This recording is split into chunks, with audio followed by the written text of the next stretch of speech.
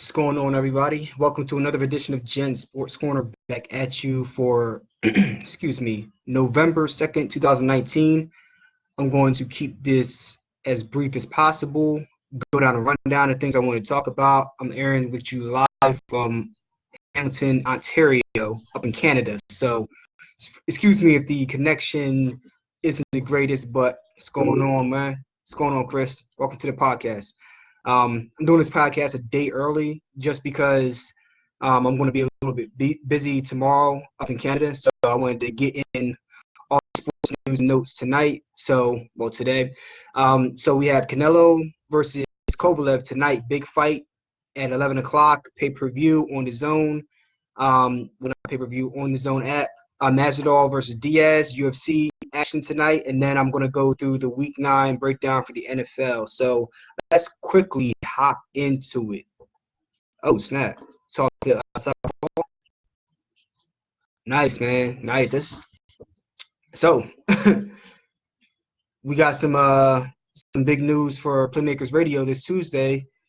Chris, the casual, talked to Taco Fall, and we got some big things coming up in terms of interviews. So stay tuned to that every Tuesday, 7 to 9 o'clock. But into the fight tonight, Canelo Alvarez versus Sergey Kovalev, a championship fight at 175 light heavyweights. This is big because Canelo's stepping up 2 weight classes to face Sergey the Crusher. We'll see what happens. This is a big step up in weight. In my opinion, I believe that Canelo fights heavier than 160 anyways. He always comes in heavier for the fight. So I don't believe this will be as much of an adjustment for him as many people think. The weigh-in, he weighed in at 174, I believe, and Kovalev came in a quarter pound overweight. But then he took the jewelry off, had to strip down to his birthday suit, and then he made weight. There's a rehydration clause for this morning. The weigh-in for the IBF belt, I believe, they can't weigh more than 185 pounds at this morning's weigh-in.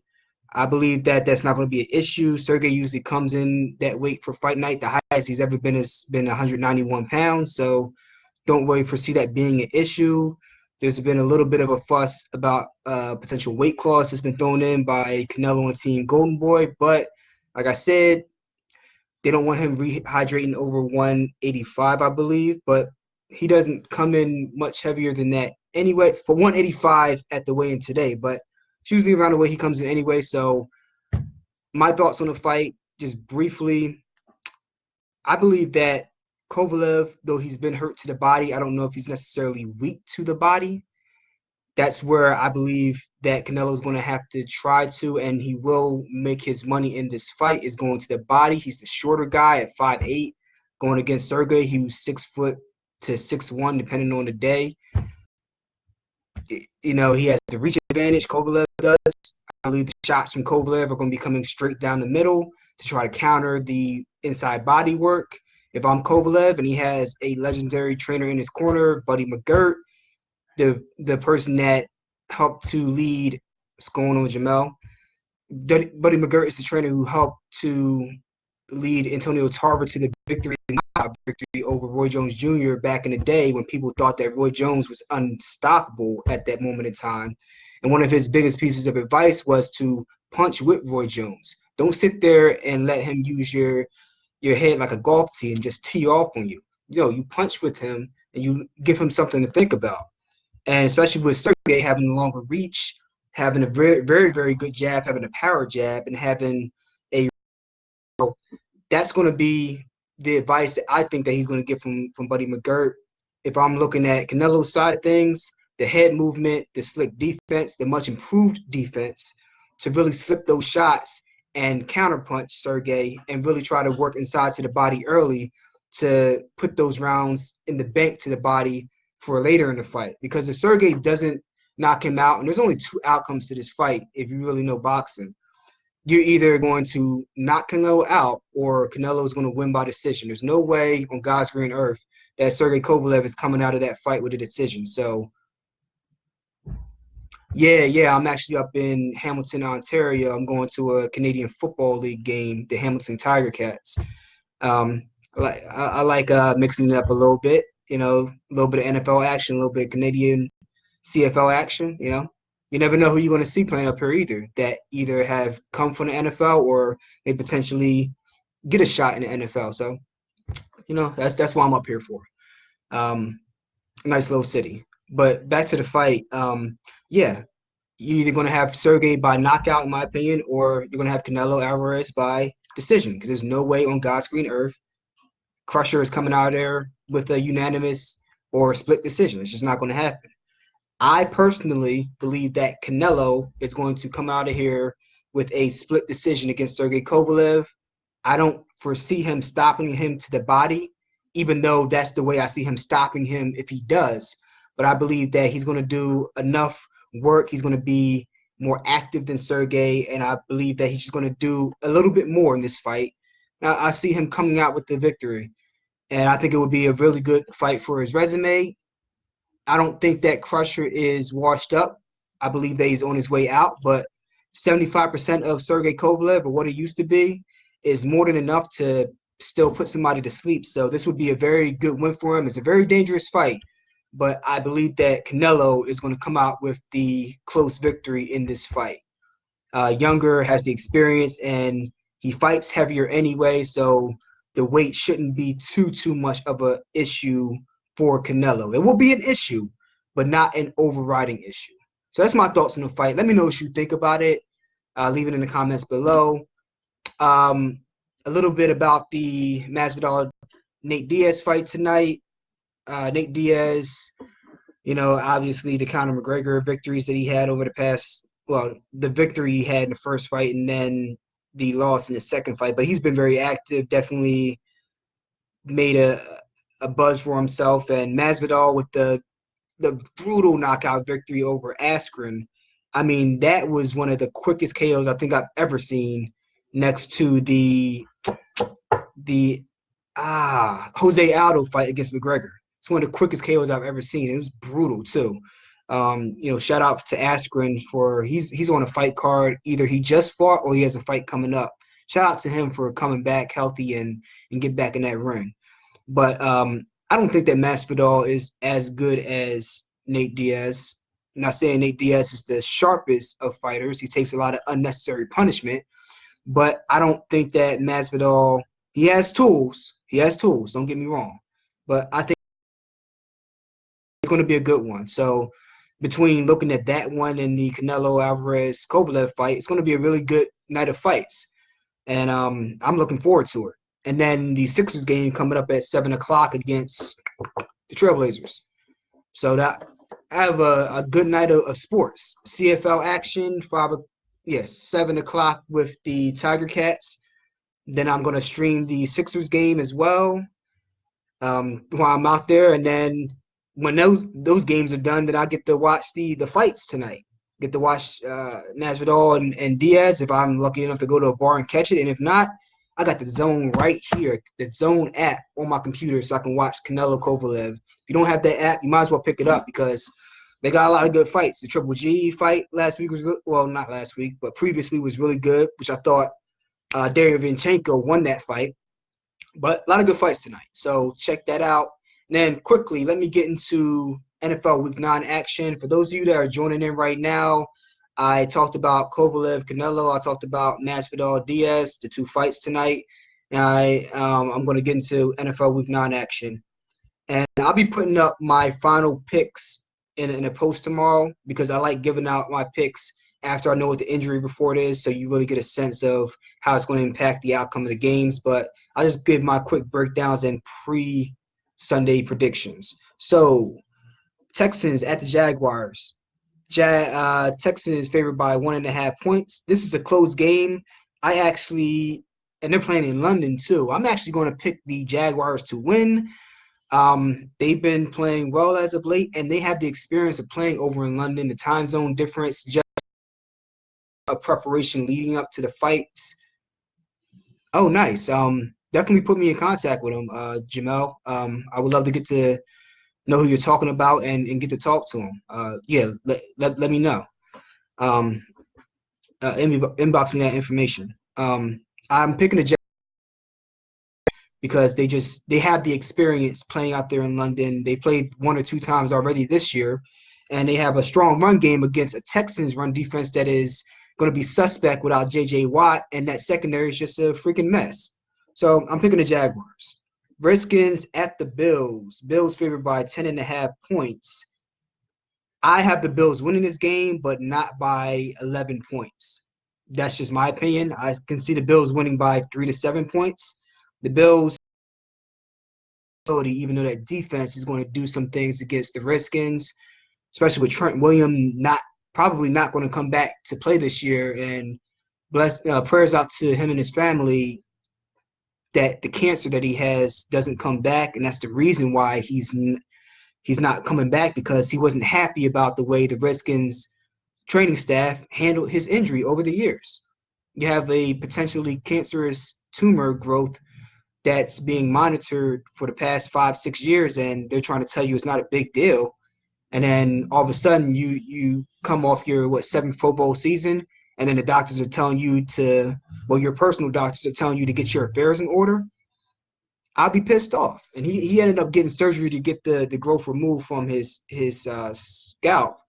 He had to get a portion of his scalp removed. But yeah, I'll be pissed off. I wouldn't trust the organization. I wouldn't leave too. So, you know, much love and respect going out to him, and I hope things turn out well for him, regardless of my team affiliations. But I have the Bills winning this game, but not necessarily covering the spread. Vikings at the Chiefs.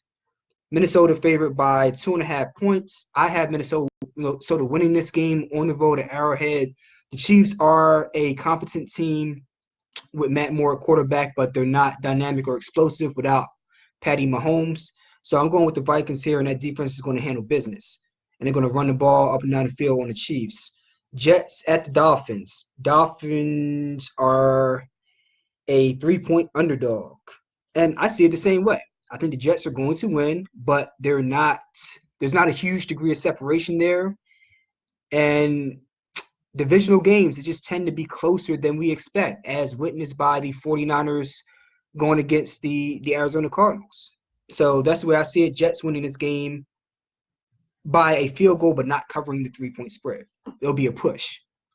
Colts at the Steelers. Steelers favored by 1 point. I actually believe that the Colts will win this game. James Conner is out this week, I believe, or he's highly doubtful. Samuels, he's going to come in. He brings a good dimension of speed, but I believe that the Colts team, this is a solid team. The defense is solid. They play man coverage and match up with you across the board. And look, Pittsburgh struggled against Miami in that first half until they really got it together. They're not going to get those same opportunities against the Colts, even though they're at home. So I'm picking the Colts to win by a field goal in an upset. Titans at the Panthers. Panthers favored by 3.5 points. I have the Panthers winning this game by 3 points. I don't think they're going to cover the spread, but I believe the Panthers will win this game. Titans have a stingy D. They play better than you expect. They can shock you if you sleep on them. They are a better offense with Tannehill in there as opposed to Mariota. But Panthers, CMC, he's going to be running all over the place. He's that Swiss Army knife that you just don't really have an answer to. If the 49ers defense doesn't have an answer to Christian McCaffrey, nobody will this year. And I think that Panthers going to come out of this game with a victory at home.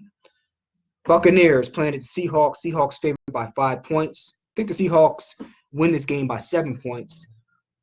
I believe that Buccaneers, they can do some things on offense. Between Chris Godwin and Mike Evans, they're going to have 10 catches, 200 yards, and 2 touchdowns. But they're just so freaking inconsistent on the ground at quarterback with Jameis Winston with the interceptions and the turnovers. You just never know what you're going to get out of him. It's pot luck, man. And the Seahawks team, they're tough. They have a pretty good pass rush with Clowney, and Russell Wilson in line for MVP discussion. He just finds a way to get it done, and they're going to be able to run the ball on this Buccaneers defense. And Flash Gordon isn't going to play this week, but they're going to have enough with Metcalf going against that horrendous secondary for the Bucs. So I have the Seahawks winning this game and covering the 5-point spread. Browns at Broncos. Browns favored by 4 points. I am picking the Browns as well. Maybe they win by I don't know if they cover the spread or not, but I'm picking the Browns to win. That Broncos line is atrocious. I don't even know if Flacco's playing this week, but they can't protect anybody back there. And if there's one thing the Browns have, it's a good defensive front. So they're going to get after the Broncos. I have the Browns winning this game. Packers playing at the Chargers. Packers favored by 4 points. I'm going with the Packers. Chargers are just so inconsistent. This is a game that I'm not really sure about because Ken Wisenhunt got fired last week, so we don't know if they're going to finally start funneling the offense through Keenan Allen again, which if they do, this could change the outcome completely. But I have the Packers winning this game. They're on a roll. Rodgers is playing like an MVP level type of quarterback this year. He lit my Raiders up 2 weeks ago. He's playing very well, so I'm going with the Packers this week. Patriots at the Ravens, 8 o'clock game. Patriots favored by 3 points. I'm going with the Patriots. I think that they'll win by possibly 3 points. Tough defense, but they have a good offense going against them now. They're going to have to shut down that run game with Lamar Jackson and Ingram. I think Marquise Brown is going to be back this week. Holly Bryant will be back out on the field. I don't think it's going to be enough, but I think it will be a very good game, very highly contested game. Monday night game, Cowboys at the Giants. Dallas favored by 7 points. That's the way I see it as well. But I believe it'll be a little bit closer game because now you have all the weapons back for Danny Jones with Sterling Shepard and Golden Tate, Ingram, a healthy Saquon Barkley. And I'm going to come back and talk about this game probably on Monday night as I really see what the injury report is and whatnot. But I think it's going to be a very better as they're getting healthier. So it's going to be interesting. But as of now, I'm picking the Cowboys. My Raiders are playing at home versus the Lions. Raiders favored by 2.5 points. I agree that I believe that the Raiders will win the game because, and they were talking about this on the radio, for some reason, as historic of a season through the air as Matt Stafford is having with Marvin Jones Jr. and Kenny Galladay, they just are hell-bent on running the ball. And if there's one thing that the Raiders do well on defense, it's stop the run. We can't stop a nosebleed through the air, but we can stop the run pretty decently to pretty well. So if they continue by what their MO is and they fall behind against this Raiders team, who almost beat and should have beat Houston, if not for some last-second heroics by Deshaun Watson, who has been out of his mind the past 2 years with the comeback games, whether he wins or loses in them, I believe that this Raiders team has the tools and the weapons to get it done on offense with Josh Jacobs and Tyrell Williams through the air and Waller at tight end. And on defense, I believe that the game plan, I'm just not confident in what they offensively call over there in Detroit. So I'm going with the Raiders by a field goal. And then the other game of the week for me as an Eagles fan, Bears at the Eagles. Eagles favored by 4.5 points at home. I might go with a field goal. I don't know if the Eagles will cover the spread, but the Eagles, I believe, will be able to run the ball against this Bears defense.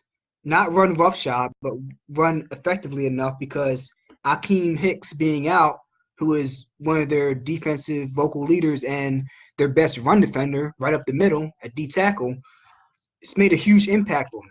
A couple of weeks ago, my Raiders ran all over them to the tune of 120 plus yards, I believe, for Josh Jacobs. They went up and down the field against the Bears, and they just had their way. So I'm looking for Jordan Howard to get a healthy dose of the rock, especially in this being a revenge game. They traded him to the Eagles for a 5th or a 6th round pick. It really showed what they thought about him and how they valued him. So you know that Doug Peterson and that coaching staff is going to want to get him involved early and often, and he's going to be out there wanting to prove a point. Same thing with Alshon. They didn't want to re-sign him. They let him go in free agency a couple years ago. He's obviously going to want to show up and show out against his former team. So, and then I look for this Eagles defense to get after that Bears offense, which is just not very good. Outside of Montgomery and Allen Robinson, they don't really have much. I don't even know if Trey Burton is healthy. Mitch Trubisky is not a very good quarterback. The main thing that I would honestly be concerned about is Tariq Cohen, which is their main receiving threat out of the backfield at running back. But I believe that you can have a mismatch of either Nigel Bradham. Well, not Nigel ain't playing, but you on him with Malcolm Jenkins or Avonte Maddox, who, knock on wood, is back healthy. Good for him. Back from that concussion and the neck injury. He's back healthy in the starting lineup. Was a full practice participant this week, starting from Wednesday onward through Friday. So you have Maddox back. You have Jalen Mills back. You have a healthy Ronald Darby back. And then you have, obviously, Malcolm Jenkins and Rodney McLeod in the secondary. This secondary, all of a sudden, while maybe not world beaters, they're back to being healthy and solid. And that's going to make a huge difference moving forward, going down the stretch for this Eagles team. Because that was the issue, the injuries and just being a liability over the top. You can't give up big pass plays. And as long as you're able to make Mitch Trubisky turn into check down Charlie to Tariq Cohen, I think the Eagles can have pretty good success on defense and really heat Mitch's ass up with some blitzes. So going with the Eagles by a field goal here. And I think that's the way I'm seeing it this week. Shout out to my uncle in the background. It's the way I see it this week for NFL predictions. Let me know what you guys think in the comments below. Like I said before, I'll be leaving a rundown in the post tomorrow of my official picks for week 9 and probably giving a recap video of the fights tonight, the Kovalev Canelo fight and the Masvidal Diaz fight for UFC tomorrow as well when I get back to the States. So yeah, that's it. 22 minutes, not too bad because I'm pretty long-winded for the most part, but thanks for tuning in. And as always, I appreciate the support. Peace.